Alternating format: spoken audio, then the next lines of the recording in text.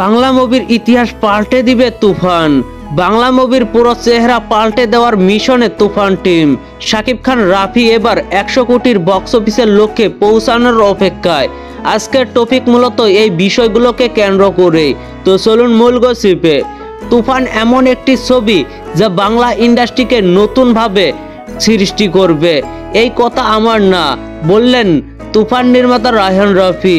তুফান নির্মাতা আরও বলেন, তুফান দিয়ে বাংলা সিনেমাকে এমন জায়গায় নিয়ে যাওয়ার চেষ্টা করছি আমরা, যা দেখে আমরা সবাই গর্ব করতে পারবো। তুফান নিয়ে আরো অনেক চমক রয়েছে, এখনো তো আসল অ্যাকশন বাকি রয়েছে। পরিচালক রায়হান রাফি চাচ্ছে না সেই চমকগুলো এক্ষুনি রিভিল করতে।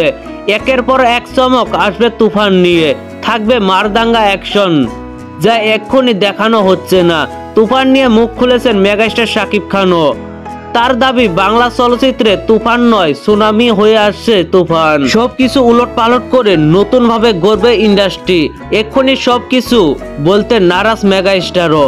শাকিব রাফির মতো তুফানের নায়িকা মিমিও তুফান নিয়ে আশাবাদী। তার মতে তুফান দুই বাংলার একটি বিগ বাজেটের মুভি। মুভিতে প্রচুর অ্যাকশন রয়েছে। তাছাড়া বাংলাদেশের সুপারস্টারের সঙ্গে প্রথম কাজ করতে পেরে ভীষণ হ্যাপি মিমি চক্রবর্তী। তুফান মুভির টিজার প্রকাশের পর থেকেই ব্যাপক আলোচনায় সিনেমাটি পাচ্ছে প্রশংসা। তুফান মুভিটা কেজিএফ পুষ্পার মতো বাংলা ইন্ডাস্ট্রিকে চেঞ্জ করবে, সেই আশা শুধু নায়ক নায়িকা বা পরিচালকের না, এই আশাটা বুকে বেঁধে রেখেছেন বাংলা সিনেমা প্রেমী দর্শকরাও।